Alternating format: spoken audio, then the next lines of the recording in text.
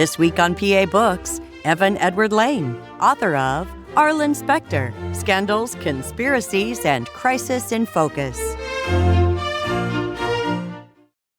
Evan Edward Laine is the author of Arlen Specter, Scandals, Conspiracies, and Crisis in Focus. Why did you write this book? Well, I'm the director of the Arlen Specter Center over at Thomas Jefferson University, and we recreated the senator's office in Washington. And one of the highlights of the office is all these pictures that Specter took with world leaders. So I would have to give the tour. People would always say the same thing. Who's that? What's going on? What happened? And I said to myself, that would make a really interesting book as to who's there and why it happened. And as I delved into it, I'm a New Yorker, you probably could tell within 5 seconds, and I really didn't know much about Arlen Specter. But as I started preparing to answer these questions on who is this, why are they there, why is Specter with them, I soon learned that Specter was involved in the middle of some of the most important historical moments in history. And I said, this would be a good idea for a book. So that's how I started writing it. How did the Arlen Specter Center end up with his photographs? Well, Specter was a neighbor, and he knew the presidents of Philadelphia University then, before we merged with Jefferson. And he lived like 3 blocks away, and they were friends. And it was really between them that he said, I'd like to have my library with your university. And when we saw that it was 2,300 boxes of material, we soon decided we have to partner with University of Pittsburgh because there's no way we could handle something. So we started this partnership with the University of Pittsburgh. The center is in Thomas Jefferson University, and the archives we partner with the University of Pittsburgh. So that's how it started, really with a friendship between President Spinelli of our university and the senator. What types of events does the center run? Well, every week, even with COVID, we run a thing called roundtables. The Arlen Specter Center is an old building that Caspar Wistar lived in. If you ever heard of the plant wisteria, he's the one who cultivated it, also the Wistar Institute. And this was his summer house. So we redid the house, and we have a beautiful living room with a fireplace. And I get together with other faculty, and mostly students. We drink coffee, we eat cookies, and we talk about everything in a environment which is safe, where we debate, but in a respectful way, every single issue. So we do that every week. We also had major events. We recently had the future of Roe versus Wade. We invited a lawyer from Klein Law School to talk about it, a physician from Jefferson, and a sociologist from Rutgers to talk about it. So we also held is football ethical in light of head injuries? And we had Governor Rendell represented the typical football fan. So we have big events, and we have the roundtables almost every week to discuss everything you can imagine. So when you received this huge collection of memorabilia from Senator Specter, what was involved in cataloging it and figuring out what was there? Oh, God. There was so much. And that's where we had actually hire an outside archivist to go through it. We had to take actual items like his photos, monuments, statues, and of course all of his papers. He kept everything. And this was a 4-year type of gargantuan job. But we worked together with the University of Pittsburgh. We now have a terrific website which is organized with all the different topics. A lot of it's been digitalized, and a lot of it you can get. And the center was involved in every possible thing, from mental health to LGBTQ rights to Iran-Contra. So there's just so many different things that he played a major role in that it took a long time to make sure we covered absolutely everything and what his role was in it. How did you decide which photos to include in the book? Well, I'm the author. It's the one I liked. It's the one that people mostly pointed to. It all started, the photo that was most popular was a photo of Specter with Yasser Arafat. And they were in Specter's office. And Specter was not a fan of Yasser Arafat. Specter was Jewish, big supporter of Israel, and Yasser Arafat, of course, Palestinian, and many would think that he was a terrorist, and so they was responsible for the Munich Games massacre, Mr. Klinghoffer being thrown off a ship, numerous other terrorist debacles. And Specter did not like him, but he realized soon that whether you like somebody or not, if they're an important person in the world stage, you have to talk with them. You have to deal with them, because not talking to them is going to lead to the obvious answer of fighting. But if you talk, there's always a chance of a negotiation. And this picture was of Specter and Arafat, and behind Arafat is a poster of Clinton and Arafat saying a free Palestine. And it looked like a campaign poster, and it was in Specter's office. And obviously it was a put-together thing. Clinton never campaigns with Arafat. But it looked like Clinton supported Arafat. So when Specter was in Israel with Clinton, as a matter of fact, he saw this poster everywhere. It was omnipresent. So he bought it and he put it in his office. Now, Arafat is visiting Washington, D.C., and it comes out that he is about to violate the Oslo Agreement, which is the peace agreement between the Palestinians and Israel. And one of the most important things is that the Palestinians cannot declare a free state on their own. But he was going to do that. So Specter wanted to talk to him, brought him into his office, and the situation was chilly, as you can expect. Arafat then looks behind and sees there's the poster, and they become just two guys. And he says, hey, I love that poster. And Specter says, yeah, I enjoy it too. And they took a picture in front of the poster, and the most amazing thing is there's Arafat with his arm around Specter like buddies. Here were these two people that you thought would never, ever talk to each other, but he had his arm around them like friends, two big smiles, and then they sat down in Specter's office, and they worked out an agreement where Arafat would not say that there's going to be a free Palestine. He would not violate the Oslo Accords if Specter would agree to say on the Senate floor that Arafat was being reasonable, which he did. So I love that picture because it shows the philosophy that Specter had throughout his career, that even if you disagree with someone, whether it's Assad, which he visited all the time, or Castro, even if you disagree with their philosophy, if you sit down and talk to somebody, there is always a chance that you can work things out. And that was the first picture, because most people said, what is this smiling? It's just so unlikely. And that's the picture that really turned me on to writing the book, because it's the story behind the story on what happens in world events when people sit down and decide to be intelligent with each other as opposed to antagonistic. How often did he meet with Arafat? Several times. He met with Arafat in Palestine, in West Bank, to talk about a very important issue was whether or not the Palestinians would remove the destruction of Israel from their manifesto. Arafat had on many occasions promised that he would, but he did not eventually. And Specter did put a lot of pressure on him to do that. So sometimes it works, sometimes it doesn't. But we know one thing, if you don't sit down with somebody, if you don't try to negotiate, no good's going to come out of it, guaranteed. And I think right now we have a terrible situation in our country where we have a polarized situation where Senator McConnell has come out and said whatever Biden wants, we're going to be against. That's something Specter would absolutely find abhorrent. That's not for the best interests of our country, and it's not for the best interests of the world. No matter what our opinions are, if we can't sit down and talk, if we have a pre-existing idea not to negotiate, then no good will come out of it. And I think what the book does is shows so many different areas where if you are open to what's best for the nation, if you're open what's best for your constituents as opposed to what's best for your party, that good things could happen.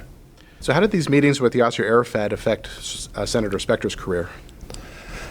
Well, that's the interesting thing, because often Specter's career would be affected by the decisions he made, and often not for the benefit of Specter, but sometimes for the benefit of our country.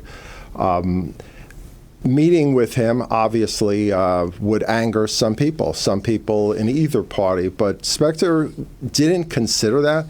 I mean, if you look through his career, he received death threats so many times that it almost became a common occurrence. So Specter, unlike a lot of the politicians we have today, was focused on issue and not on what team he was on or what the reaction would be. I think he would always say that the constituents come first. He would actually visit every county. He made it a point to go to every single county in the Commonwealth every year so as to listen to who the people he believed he represented. So I don't think he cared, really cared about what reaction was. Now, another figure that he met with was Saddam Hussein. You have a photo of him in the book with Saddam. How did that come about? Again, even though Saddam Hussein is, we all know who he is, Specter believed that any conversation with anyone was worthwhile.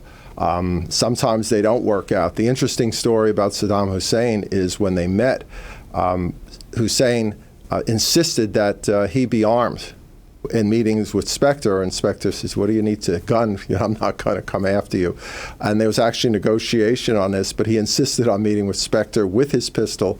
And in the picture, you could actually see Hussein armed, with Specter standing right next to him, which was kind of absurd. So is there a record of these meetings? Did he have a note taker or somebody there to keep track of what they were talking about? Often these meetings occur in the Senate record. Specter was very good about putting in the Senate record exactly what he was doing, where he was going, and what conversations took place. That's why writing the book was easy, because he was such a good keeper of information. What types of things did they talk about? Was it mostly policy things, or were there informalities? You know, you talk informalities, for example, when he met with Castro, okay? What I think Specter realized is that you have to understand the relationship with a person. You got to sit down and talk to them as people first. And their conversation went about what Joan Specter actually liked to drink best, which was Havana rum. So in the middle of one of their meetings, Castro sent out one of his people, came back with a beautiful bottle of Havana rum. And that's the kind of, it's talking to people. I can't stress that enough, because that is throughout what his career was, is having negotiation and talking. I keep on coming back to it, but it's so important now, because when you have a situation where people don't talk, there's no chance of negotiation, there's no chance of a better good. And that was his philosophy throughout. Whether you're talking to someone who's obviously a strange individual like Saddam Hussein, or a dangerous individual with a dangerous history such as Arafat, or the Assad family, whoever it may be, if you have a dialogue with someone, there is always a chance of working something out for the best of the nation. And this is something we don't have now. And that's why I think this book is especially relevant right now, because it was a philosophy of policy over party, discussion and negotiation over animus. And that's something we need now. I always think of what would Arlen Specter think of what's going on now, and I think he would be absolutely horrified. Now, were these types of meetings with foreign leaders normal for senators, or was it just unique to Arlen Specter? No. If anything, he received a lot of blowback from his party and other senators, like, who do you think you are, going to meet with all these people? And he didn't care. He called it senatorial international diplomacy. And he would go. And that's what he would do. And the answer would be, if I come back with an idea, it's an idea we didn't have before. If I come back with a relationship, it's a relationship we didn't have before. When he went to meet Castro, he believed that a relationship with Castro was far better than the blockade that we have had for so long on trade with that nation. And he came back to the Senate and put it forward, and it didn't go anywhere. Sometimes it works, sometimes it doesn't. But if you never have this dialogue, you guarantee failure. When did he meet with Fidel Castro? Oh, many times. One of the better meetings he had, of course, was concerning the Kennedy assassination.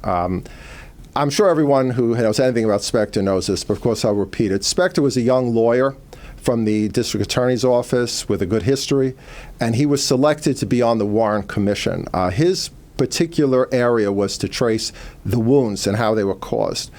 And he came up with the single bullet, as he would put it, conclusion, not theory, that one bullet injured Kennedy in the neck, went into Connally.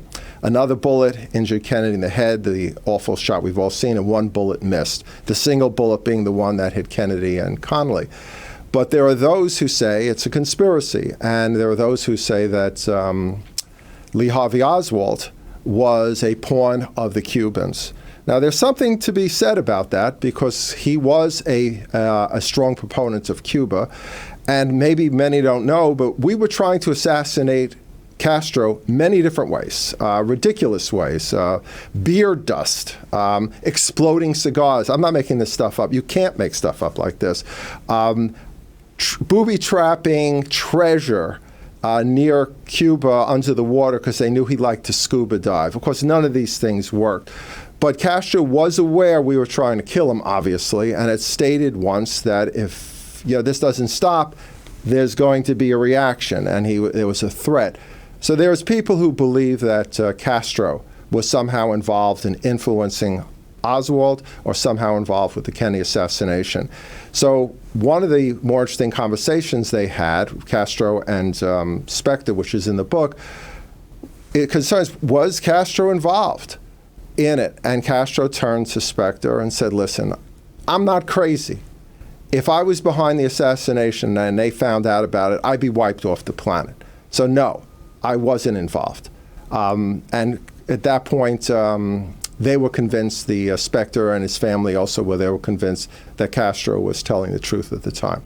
So those are the conversations. Obviously, they talked about the state of affairs between the both nations and cooperation with the drug trade. So he was trying to bring Castro into the world community. And he brought that idea to the Senate, and it was rejected. Now, you mentioned in the book that Arlen Specter asked Fidel Castro about being on the receiving end of some of these assassination attempts. So what did he say? I think along the lines, something was, that's my hobby, avoiding all these death attempts against me. And there were dozens. Actually, a lot of people don't know this, but it was called Operation Amlash. When the day Kennedy was assassinated, we had an individual in Cuba who was planned to give a poison pen, again, crazy stuff, right? A poison pen to Castro that he would touch and would kill him. Word came in that Kennedy was assassinated, and the CIA called off Operation Amlash the very day of Kennedy's assassination. Now, as you were doing this research, did you discover any foreign leaders that you were surprised that Arlen Specter met with? No, because he met with practically everyone. Some of the stories that I didn't do, he met with Prime Minister of India before she was assassinated the very day, and that's something I'd like to follow up. But he would meet with everyone. The fact that he had a relationship with Arafat did surprise me, in light of his reluctance to even talk to him because of Arafat's history. But that was, to me, the most surprising and the most revealing relationship. What did presidents think of the senator going off and meeting with these leaders? That he was circumventing what they're supposed to do, that he was interfering with what their policy was. Senator Specter was the kind of guy that really didn't care. He thought he was doing the right thing. And he would, despite what a president may want, do what he thought was best. Did you ever meet Arlen Specter? Yeah. I have my favorite story of his is he would call me up a lot. And the decision came in on Obamacare. And it was shocking to me because I didn't expect the Chief Justice to vote the way he did and uphold the constitutionality of it. So I got a call, you got the senator's on the line for you. So I said, oh, yeah, okay. And he gets on the line and I'll do an invitation. And he go, Evan, you want to know what happened? And I go, yeah, what happened? He goes, and I'll stop the invitation. But he said that Scalia was coming in to Roberts constantly, pressuring him to vote against constitutionality. And Roberts is Chief Justice. And what Scalia did is he pushed Roberts too far, because you don't tell the Chief Justice what to do. The Chief Justice tells you what to do. And this is what Specter told me. And of course, he knows all these folks because he was involved in the confirmation of many of them. So I said to him, I can't believe we have health care in the United States of America because of ego. And he said to me, well, he puts on his pants one leg at a time, like any other man. And I thought that was such a great story. Because here is one of the most important decisions in American jurisprudence. And it was determined, just like we do all things, ego, relationships. Now, you mentioned that the Arlen Specter Center has a replica of his office. Yeah. Why did you decide to do that there? Well, originally, he was to have an office in the center, so we wanted to make him comfortable, but unfortunately he passed on due to the numerous problems he had with cancer. And at that point, we decided to recreate it to give a sense of who the man was. And when you walk into the office and you see those photos, you understand just how important he was. One of the most important photos is actually not a photo, it's a cartoon by Tony Auth, who did the famous political cartoons. And he has a picture of a cliff, a ravine. And on one side, you got Democrats, and the other side, you have Republicans. And there's Specter with one foot on both sides, being pulled by a donkey and being pulled by an elephant. And the caption is, being pulled by both sides, whoever it may be. But I always interpret it as he was always in the middle of every important event over the last 30 years. And whether it was Iran-Contra, which I hope we'll get into, the Clinton impeachment, the selection of Bork, the selection of Justice Thomas, stem cell research, LGBTQ, I always mess that up, rights, he was in the middle of it. We have so many senators today who make speeches and don't even pass a single law. We have so many senators get on different TV shows, whether it's CNN or Fox or whatever it may be, and pontificate, but don't pass a single law. Specter passed law after law after law that were groundbreaking, idea after idea that were groundbreaking. He was in the middle of some of the most important things, was decisions or sponsoring legislation or holding hearings. And I didn't even know the man. I'm a New Yorker. I didn't know him, and the more I did research on what he did and see what we have today, the more I became impressed. Now, you mentioned several times in the book that he had a hideaway office. Was that in his Senate chambers, or was it somewhere else? Oh, yeah, they have in Washington because they don't want to be bothered, so they have a office they hide away in. And actually, I believe that's the one that he had the poster of Clinton and Arafat together, where Arafat met with Specter. Now, if you went into the hideaway office, what would be different there than a main office? I never went, so I can't tell you. But I would imagine is that it kept you safe from your constituents. That's probably the best, easiest thing to say. Now, in addition to meeting world leaders, he was also involved, as you say, in a lot of different other events. Robert Bork was nominated in late 1980s for a Supreme Court justice position. What was Arlen Specter's role with that? Pivotal. Specter was a Republican, and he had promised President Reagan that he would back any Supreme Court justice that he was going to put up. The court was changing. We have to understand that. The Warren Court, which was groundbreaking, all the, whether it's Fourth Amendment, First Amendment, Fifth Amendment laws, civil rights laws, the list is endless of what the Warren Court did under Earl Warren. All very on the liberal side, expanding civil rights and so forth. Warren had died, the court was changing. People on the conservative side were upset with the court for many different reasons and wanted a conservative justice. So they picked Robert Bork. Robert Bork, to give a little idea of who he was, when Nixon was president, Nixon, obviously we know about Watergate. The key issue in Watergate were the tapes. And Archibald Cox was the special investigator who was prosecuting the case against Nixon for various different crimes that he committed as president of the United States.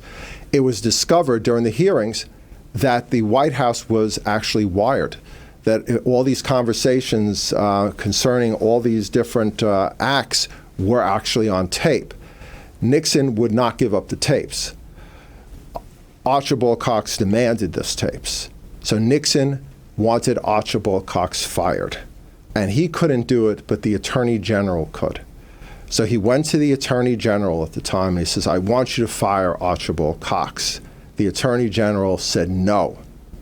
Nixon pressured him. The Attorney General resigned. This is all on a Saturday night. Next, we have the Deputy Attorney General right after that. Same day, same night. I want you to fire Archibald Cox. No. You have to. No. He resigned. 2 Attorney Generals down. Third one in line was Robert Bork. Nixon, same conversation. Robert Bork said yes and fired Archibald Cox. And it's known as the Saturday Night Massacre, where you had 2 attorney generals and a special prosecutor all lost positions in one night. So Bork was not a favorite with the Democrats. Bork was very conservative on many issues. And Specter decided that he was going to oppose the nomination. This was unheard of. It was a Republican going against the president. But Specter believed that Bork was not the right person for the job, that his demeanor and his philosophy was not proper for Supreme Court of the United States or the future of America judicially. So he opposed it. And his opposition, there was no question, led to Bork being turned down. There's been very few confirmations that went south in our history, and that is one of them. And he received a tremendous amount of blowback. He received from a congressman the following letter. Dear Arlen Specter, go to hell. That was the letter. From another congressman, it stated to him, Arlen, it's hunting season in our county. I really recommend that you don't come because you may not make it out. Thousands of phone calls, death threats were the reaction to this. But Specter believed what he did was right. And he turned down Bork in the Judiciary Committee. His vote led, many will absolutely agree, to the ultimate denial of Robert Bork as a seat. So that is, to me, one of the first really strong examples of policy over party. He received tremendous amount of pressure, threats. You'll be a dead duck in the next election, said James Clymer, who was the head of the conservative caucus, calling him a Benedict Arnold. The letter that was sent, which is in the book, because I didn't want to just quote it, I actually put it in there like a photo because it's written in capitals, single space. It looks like one of those letters that, God forbid, you would get that scare the heck out of you. These are the kind of things that he got. But he went against it. And Bork was not confirmed. Now, you mentioned the letter where he's told to go to hell. You also include the letter that Arlen Specter sent back to that person. What was Specter's response? Specter's response was something along the line of he'll cherish this letter always, and it just shows the level of intellectual height that the opposition has taken. It really just showed, like, I don't care. You can threaten me all you want. I'm going to do what I think is right. Now, you mentioned that Arlen Specter disagreed with Bork's philosophy. What were those disagreements? The disagreement has to do with Bork was an originalist. And so to give some background, so the audience know who I am. I teach con law over at Jefferson Constitutional Law, and I also was an attorney for many years. So I'm fairly familiar with the Constitution. Originalists believe that you interpret the Constitution as to what the Founding Fathers meant when they wrote it. Specter believed that the Constitution has to respond to the times that we live in, and not 200 and some odd years ago from rich white men who wrote it. I always found the originalists, which Scalia was one, and Scalia was one, and Bork would have been one, to be so confounding because there wasn't one founding father who wrote it. There are dozens that contributed to it.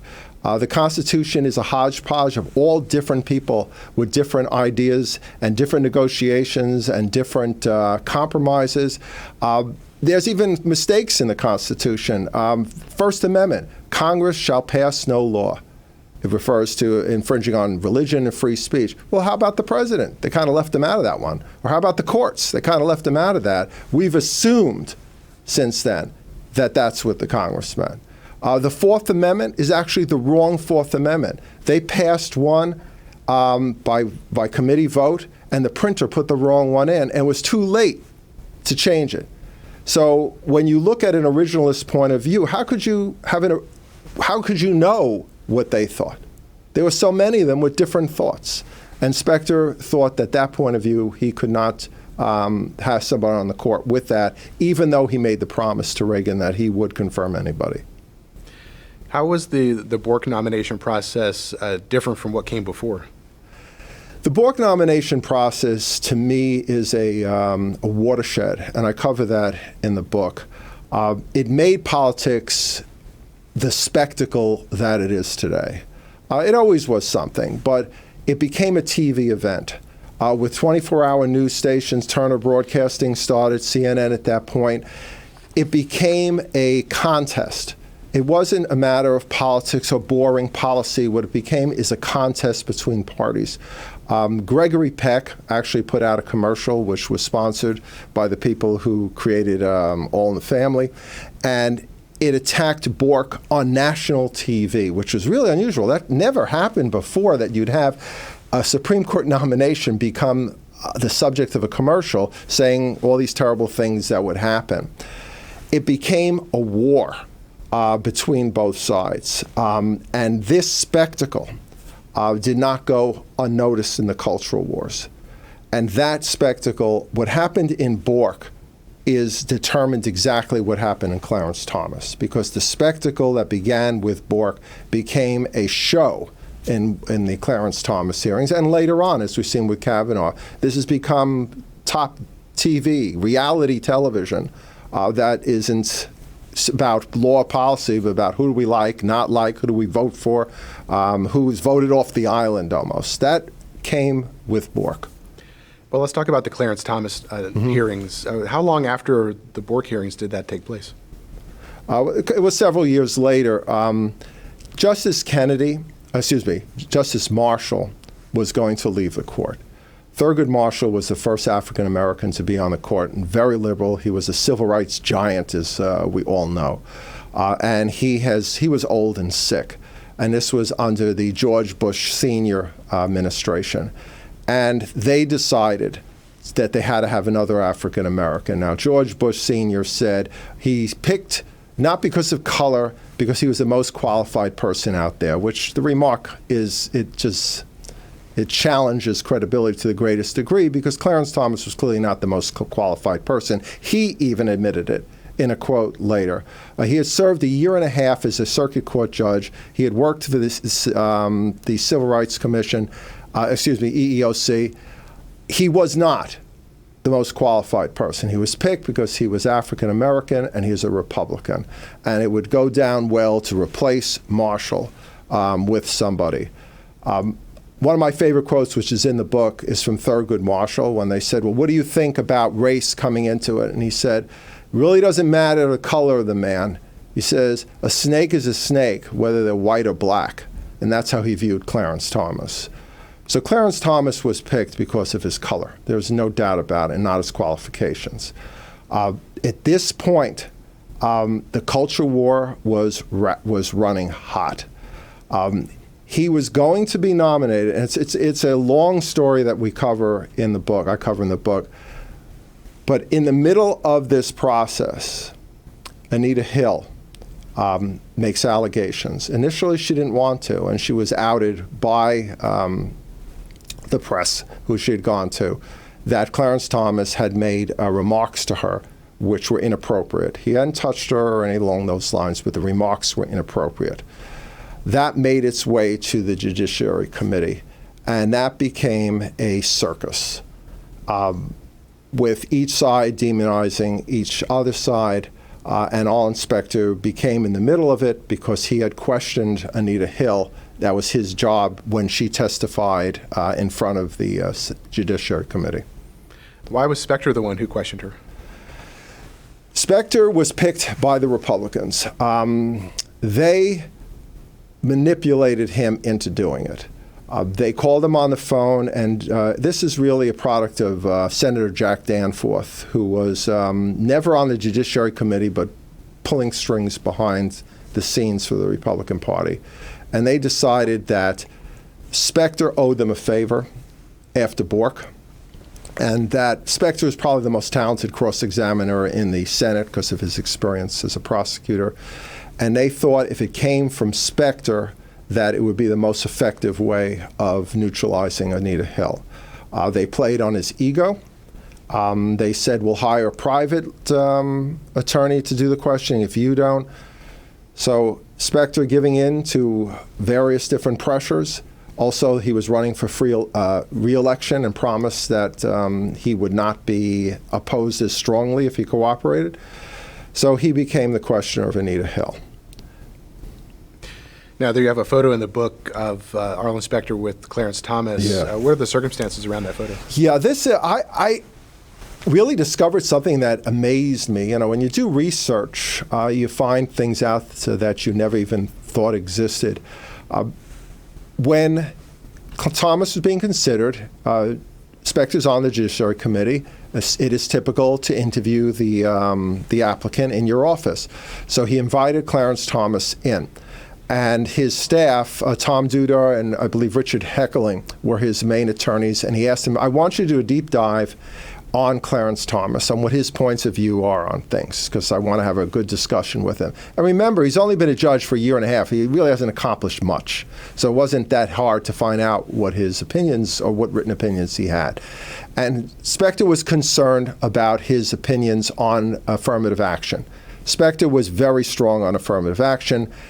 He had heard and seen speeches where Thomas sort of waffled on it, and he wanted to know where he stood on it.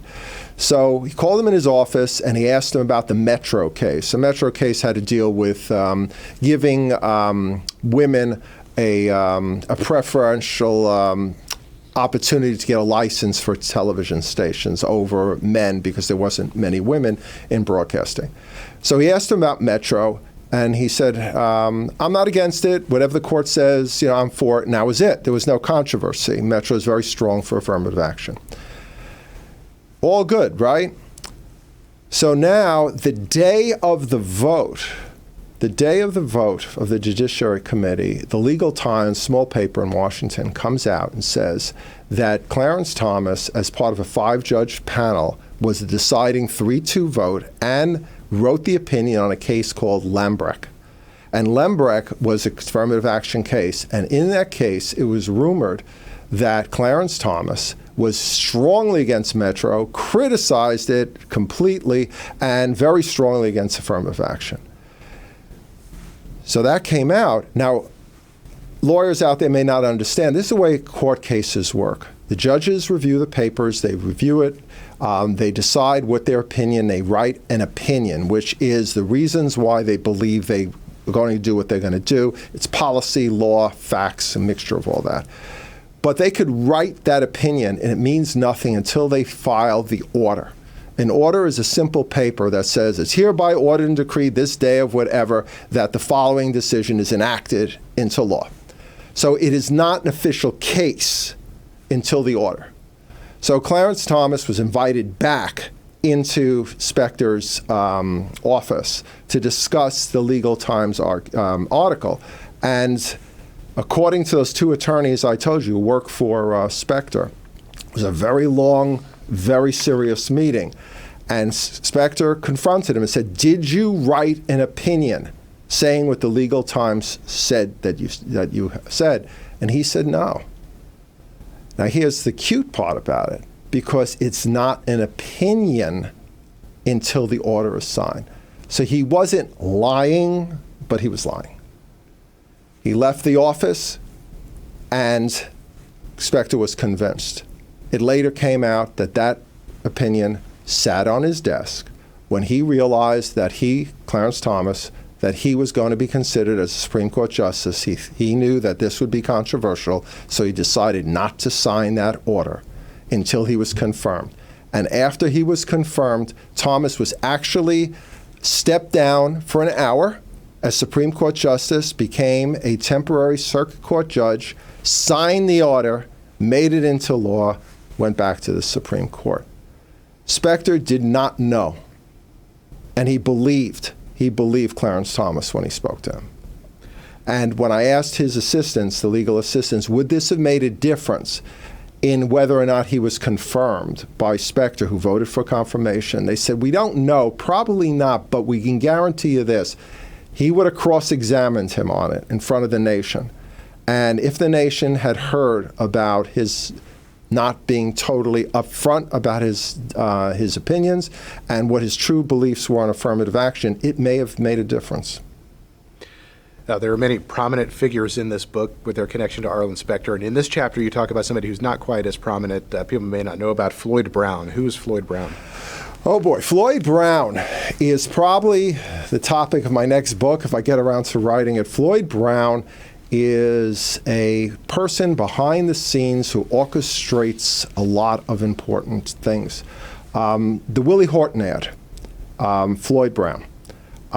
If those of you don't remember it, when Governor Dukakis was running for president, he had, as governor of Massachusetts, had a program where certain prisoners could get out if they behaved themselves for a weekend with their family. One of those prisoners was Willie Horton. And during one of the times he was out, he murdered somebody else.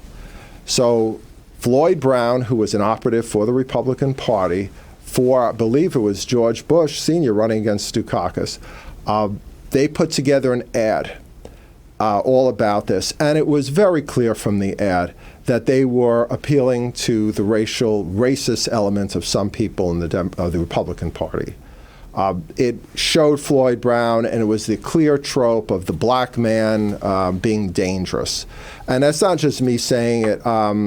Republican operatives who reviewed this later said we were clearly appealing to a certain person out there in the South who would find this type of ad extremely appealing.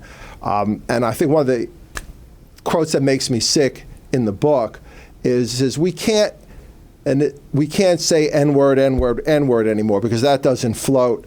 So what we have to do is find the right images so that we put it out there without saying it, and that was the Willie Horton ad. The Willie Horton ad is a stain on American politics as far as I'm concerned. It was a clear racist ad. That's Floyd Brown. Floyd Brown, at this point, during the Clarence Thomas hearings, had learned from the Bork hearings, had learned from the Gregory Peck commercial that they have to become aggressive. So what they did is they created ads attacking the reputations, personally and professionally, of Democrats who'd be important in the vote. And one of the people they targeted was Ted Kennedy. Ted Kennedy had his own problems with Chappaquiddick, where a young lady died when she was in his car and he swam away and got away with it. They were going to, that was the feature of the commercial. Alan Simpson had possible scandals with banking problems at that time. That was highlighted. And Joe Biden, who was on the committee, President Biden now, he, in more naive days, was accused of plagiarizing during one of his speeches when he was running for president back in the 80s. So these ads went on personal attacks against these senators so as to neutralize them. Also behind the scenes, Floyd Brown was instrumental in the Pube affidavit, which was a fiction that was created to say that Anita Hill, when she was a law professor, put pubic hairs on certain papers that she returned to her students. That was an absolute fiction that was created, and he was also involved in that. So Floyd Brown later went on to sponsor Citizens United, which is the decision Citizens United brought the case that went up to the Supreme Court, which has essentially affected politics forever in this nation regarding funding by corporations. So behind the scenes, Floyd Brown is the person who's been pulling a lot of strings that we don't know about, but one of the more influential people on the right side of politics. Now, another figure you mentioned along with Floyd Brown was Lee Atwater. Who was he? Yeah, Lee Atwater was the one who gave the quote that I told you about, you can't say those words anymore, but what you do is you're clever enough to give those dog whistles out there that people who want to hear what they want to hear regarding racism hear it, and you could always say, hey, I didn't say that, and have deniability. So Atwater was also one of the people behind the scenes as well. Now, one of the photos in the book shows then-Senator Joe Biden and Arlen Specter riding on Amtrak together. What do you learn about them from that photo? Yeah, there's so much to learn from that. Biden, the Democrat. Specter, the Republican. And this is how they met, really, for the first time personally. Biden would take the train. We all know it, famous. He takes the train home from Washington to be with his family in Delaware. But Specter would do the same thing, to be at home with his family in Pennsylvania. So the train is being held up. And Biden's sitting on a train. Why is it being held up? And the conductor says, well, the reason why is that this new Senator, Specter, called in and said, hold the train for him. And he goes, he's been a senator for a short period of time. Who the heck is he to hold up the train? And that's how they met. And they would sit next to each other for years. And they would debate policy. They would talk about the law. They talk about their family. And they developed a relationship, which became critical to the United States when we deal with the economic crisis later on.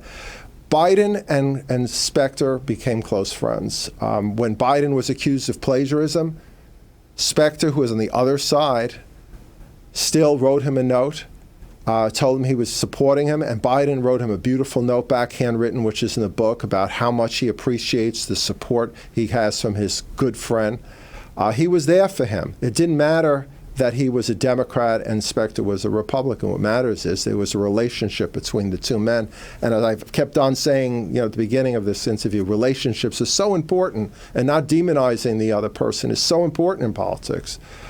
Later on, when our country had that terrible crisis because of the housing bubble burst, Obama walked into a terrible situation. The world was on a precipice economically. Value of the stock market went in half. Foreclosures of homes were couldn't even count how many there were. People's savings were being depleted. Financial institutions were closing. We were on the precipice of it.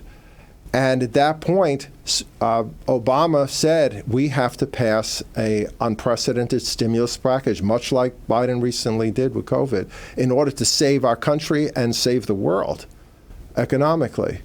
The problem was that although Congress was Democrat and although the Senate was Democrat, it was several votes short of beating the filibuster. So let me explain what that is, because that's relevant right now.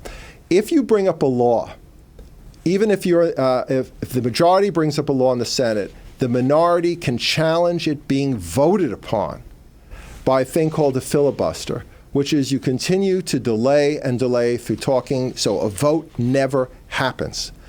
The only way you can beat a filibuster is by a word called a cloture. Cloture is you need 60 votes to defeat a filibuster and bring the bill finally to be voted on. The stimulus would not have passed because the Republicans stated very clearly, if Obama's for it, we're against it. Same stuff they're doing now with McConnell. If Biden's for it, they're against it.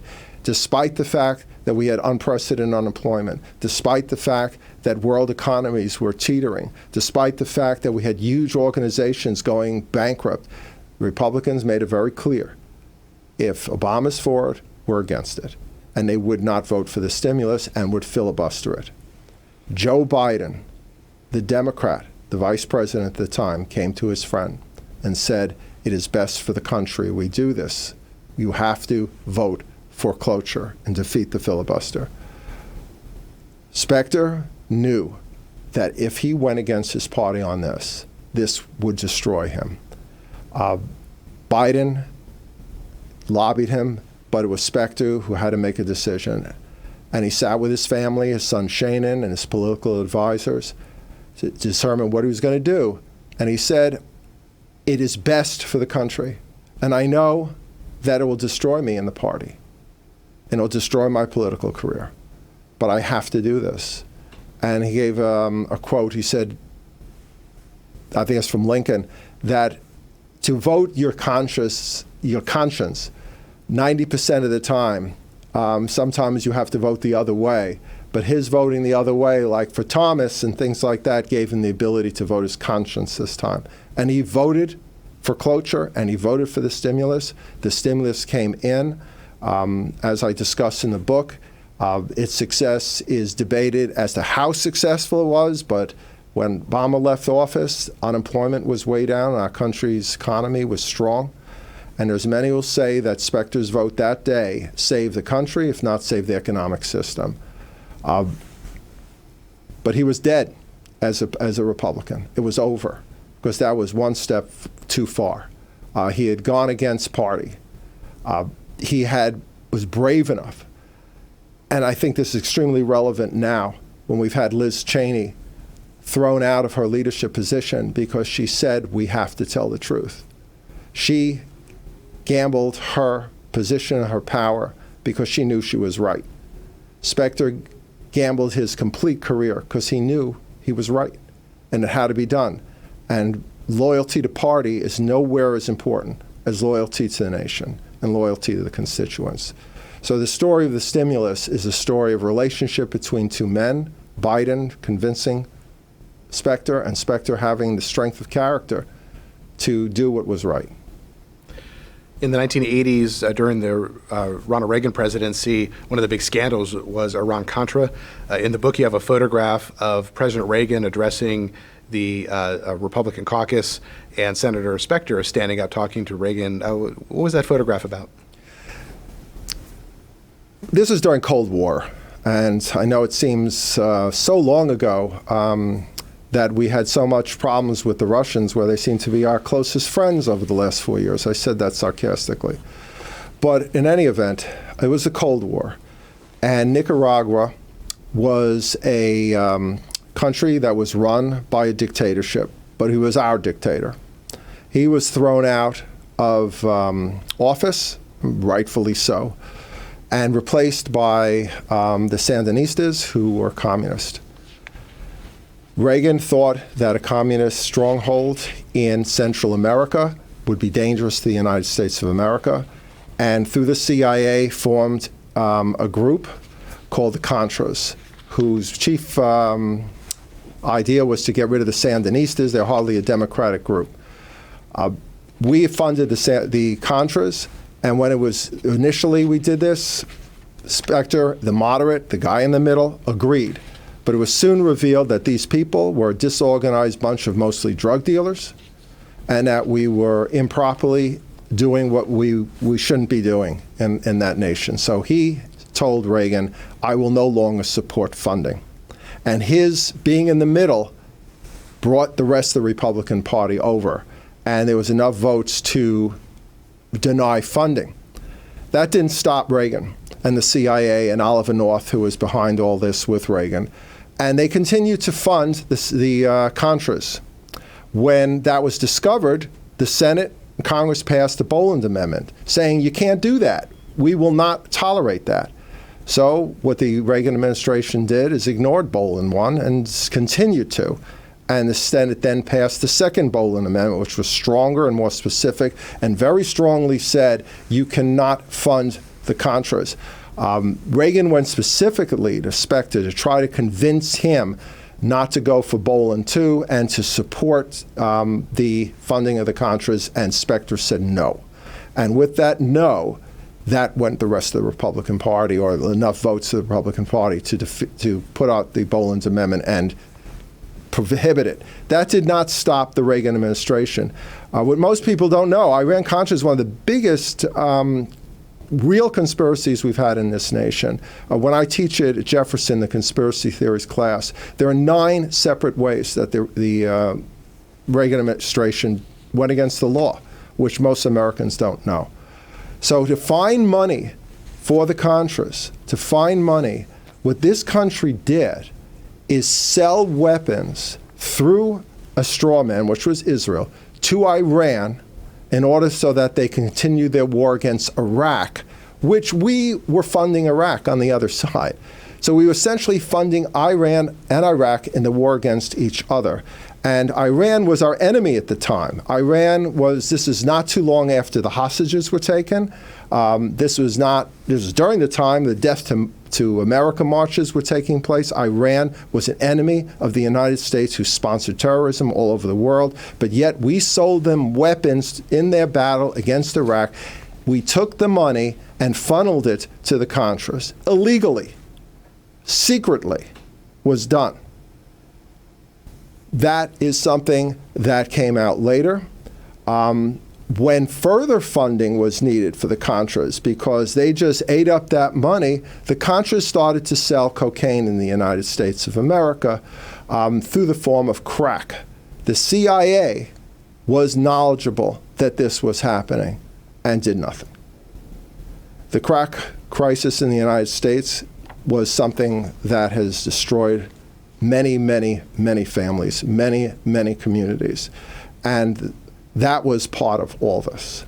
In a unbelievably misguided attempt by the Reagan administration to fund these Contras, who were ultimately completely unsuccessful, which was no surprise. Specter, continuing with his involvement in this, held hearings on the crack issue that I told you about. Specter also created the Office of the Inspector General, which we hear about a lot now, which is responsible for overseeing the CIA independently. And their reports have become very much part of our political process. That office was created by Senator Specter in response to the CIA's misdoings, which were numerous under Reagan administration.